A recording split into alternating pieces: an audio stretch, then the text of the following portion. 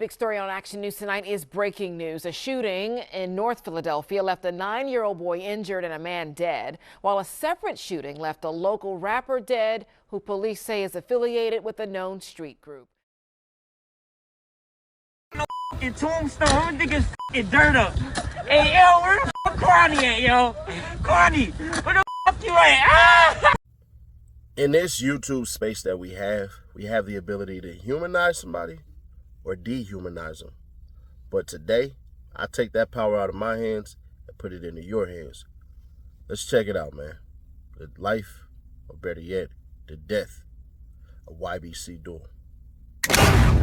Though, like from the city, on the stage where I'm at, like they don't be here no more. People really think I be in other states. Whole time I really be here, really running streets. Like I don't go to the studio and rap and shit. Like, I be outside, bro. That's what I do. Street niggas can vouch for me. Anywhere I go, nobody don't play with me. I never got robbed. I never got touched, shot at in the city yet. Hitting man, I ain't get hit yet. When you say hit, do you mean hit by gun bullet? Yeah, got by a gun bullet. You never been hit? Yeah, I ain't get hit yet. Action News reporter Leland Pender following all of it for us tonight. He's live at Philadelphia Police Headquarters with the details. Leland.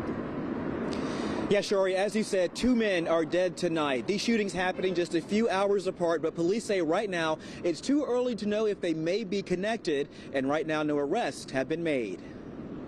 Chopper video shows that first seen around 3:30 on North 6th Street in Olney. A white Hyundai SUV held there as part of the investigation. Police say a 25-year-old man was killed after being shot in the chest and hand, but they are still working to find where the shooting happened. Sources ID him as Abdul Vix, a rapper known as YBCDul, affiliated with the West Philadelphia Young Bag Chasers, or YBC gang. A short time later, just after 6, police say at least 2 shooters opened fire on a man walking on 12th near Fairmount in North Philadelphia. Chopper video shows police focusing on this gray Hyundai that was riddled with bullets. Police say the man ran into this vehicle seeking cover. Inside was a 9-year-old who was shot in the leg and another man who was uninjured. Both shooting victims then ran into a nearby home and were taken to the hospital from there. It's unclear whether he knew the people in that vehicle or not. He ended up attracting gunfire to a vehicle that was sitting there with an adult male and a 9-year-old child.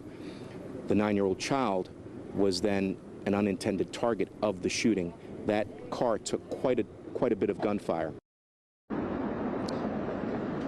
And thankfully, we are told that 9-year-old child is in stable condition, but we did learn just a short time ago the man that ran into that car seeking cover, a 33-year-old, is dead. Now, police are saying that the suspects in this case are reported to be in a black Jeep SUV with paper tags. On the Olney shooting, no further details have been released. Well, they started out as a get money crew, but it was one death, the first death of the person in that crew, which turned them into what some would consider a street gang, criminal street gang, but I leave that up to you. Check it out. It's been 2 years since a teenager was gunned down on a sidewalk in Philadelphia's Parkside section. Now law enforcement hopes a big reward will urge someone to come forward to solve this case. Here's Rick Williams with tonight's Crime Fighters report. On Wednesday, May 29th, 2019, Joshua David Munson was along the 4200 block of Wyalusing Avenue in Philadelphia's Parkside section. At 1:40 p.m., police were called to the area for a person with a gun. Upon arrival, police observed the victim, who was later ID'd as Joshua Munson. He was suffering from multiple gunshot wounds and was taken to Presbyterian Hospital, where he was listed in critical condition. Unfortunately, the 18-year-old died from his injuries on May 31st. Police have released some details on the suspect and the suspect's vehicle. At the time of the shooting, police say a black male between 24 and 25 years old, wearing blue shorts and a white tank top, parked a gold Dodge Ram pickup on the corner of 42nd Street and Mantua Avenue, just around the corner from Munson. Police say the man exited the truck and jogged to Wyalusing Avenue. They say the man then ran back to the truck immediately following the shooting and drove westbound on Mantua Avenue. The city of Philadelphia is offering a $20,000 reward for any information that leads to the arrest and conviction of the person. All you have to do is call the Citizens Crime Commission tip line at 215-546-TIPS. All calls will remain anonymous. The motive was unknown. There was nothing taken that we're aware of. And it's just another senseless killing of a teenager. Well, that was locally. But one teenager begets another because one YBC member named Curry, well, he made the news for doing something that put YBC on the map as far as the global level does. Check it out. Sending your son to school and they don't come home from school. For Emily Johnson, the pain of losing her 16-year-old son, Kalen, never goes away.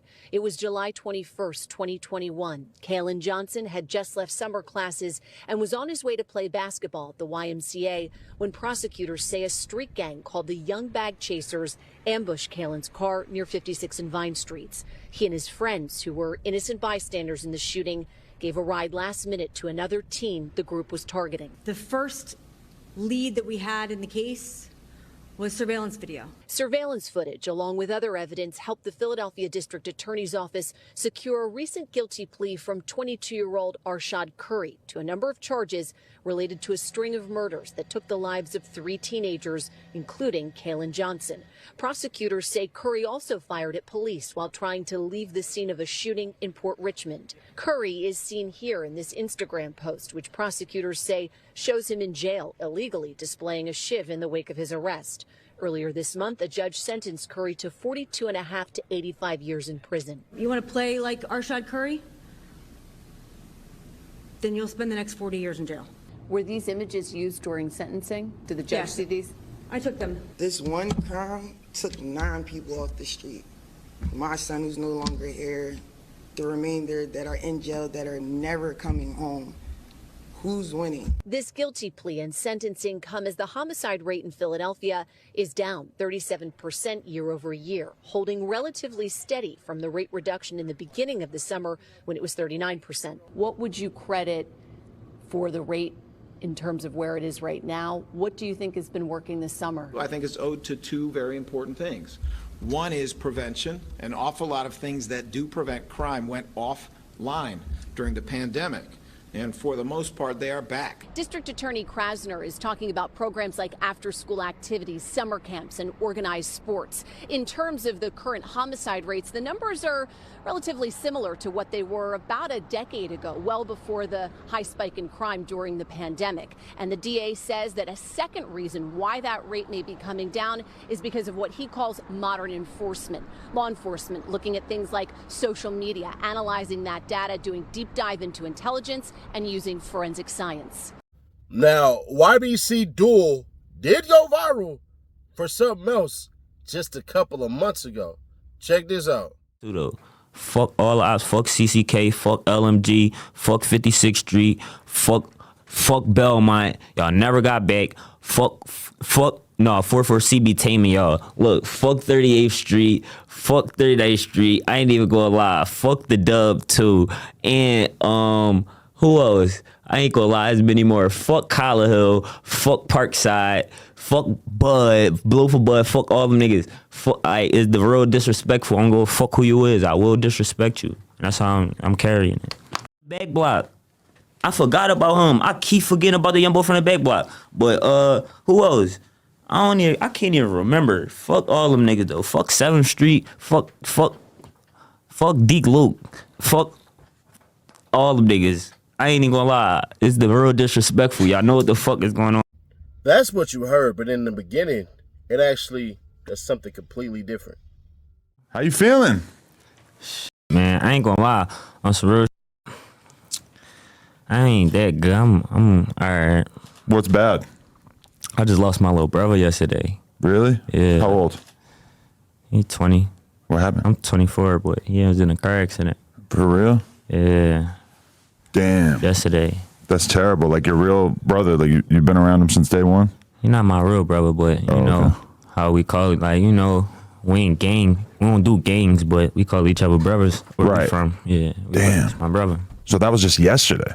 Like, literally, like a couple hours ago. Back in Philly, I'm assuming? Oh, a couple hours ago? Yeah, like it was like last night, probably like around probably like 5 or something, like 6, 7, 8, probably around that time, last night.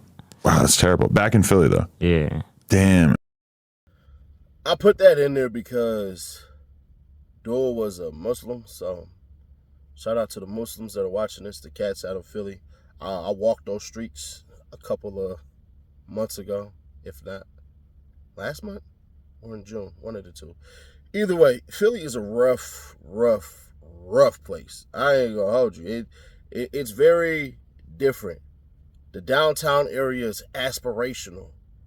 And then not too far from the downtown area is the actual streets, the hoods and all of that stuff. And we got to sit back and we got to wonder about what opportunity a person sees and what persons believe. Because sometimes if you live through visualization, you won't see it. You have to live it up here in your mental. Now, should I humanize them or dehumanize them? Well, let's be fair. They weren't the ones who caused the so-called war. They were reacting. But we also tend to know it's the second person who always gets caught. So with that being said, bruh, we're going to keep spinning this cycle of violence. Some people are going to say it's because he dug up the grave. But he didn't dig up a grave. He just dug up a pile of dirt. So he actually did not. But the intent of disrespect was still there.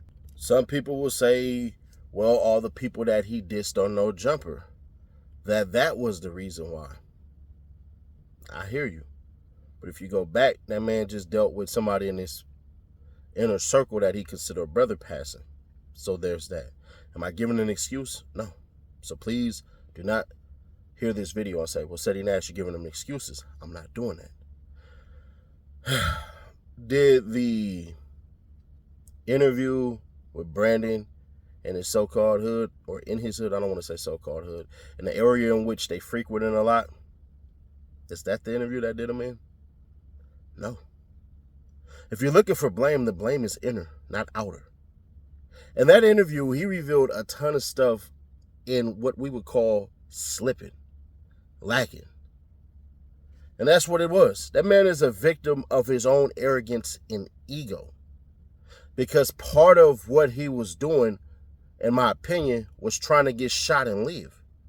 So that he could take that, because he even said in the interview with No Jumper that he knows how to go viral and do all of these things. So in my eyes, I think he wanted to get shot by some ops, live, come out, tell the story, and do it that way. But the problem with it is you don't know what bullets they use and you don't know what bullets they could do to you. So his own arrogance and lack of education, to me, is what done him in.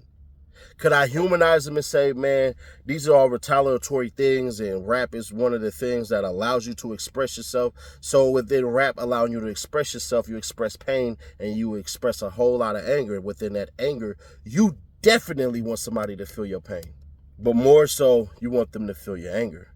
And I believe that's really the root and the crux of it all.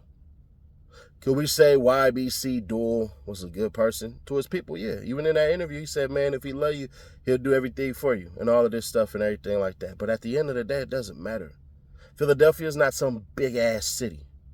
It's a very small city. The streets in the inner city part of it are small. The stuff that some of these cats do, it's no wonder why a lot of them are dead, with no disrespect. But it's arrogance, it's brash. Hell, if you got a gun license, you can open, well, you can't open, but you can conceal carry in Pennsylvania. Trust me, I know. I just did it. But also, Philadelphia, like all of our cities that aren't these grand, big-ass cities, because really no city is really ever that damn big. You have a big fish in a small pond mentality. And at times, that admiration that you get, like he has said, he can't leave Philly because of his bros and all of that stuff. Well, that'll be your demise as well. You can't save anybody except yourself. And if you can save yourself and people see that, people will follow. And that's the whole of it. Do we want to humanize them? That's somebody's son. That's somebody's family member. Do we want to dehumanize them? The stuff that he talked about, the disrespect? I say we do neither. I said we just leave this as a story told that hopefully somebody will see this and go, you know what, bruh? I really, really, really don't want to live this BS. Because all you biblical people, you'll like what I put in the end. But all you people who want to teach a lesson, you'll love what I put in the end even 19 more. of the 31 most prominent members are either dead or incarcerated. Proverbs 18:21. Death and life are in the power of the tongue, and they that love it shall eat the fruit thereof. Matthew 12:36. But I say unto you, that every idle word that men shall speak, they shall give account thereof in the day of judgment. Galatians 6:7. Be not deceived, God is not mocked. For whatsoever a man soweth, that a man shall he also reap. Galatians 6:8. For he that soweth to his flesh shall of the flesh reap corruption, but he that soweth the Spirit shall of the Spirit reap life everlasting. But subscribe, turn on that bell, stay notified, and share to keep your people aware. Let me know your thoughts on this. I'd be curious. Should we humanize this dude? Because technically it's all retaliatory. Or should we dehumanize him because he said F all these places, spaces, things, and people? This one's very confusing because I just said so when I heard he got killed. And I still stand by what I said. So what? He knew it was coming. He knew it was a possibility. He just didn't give a fuck. But should we?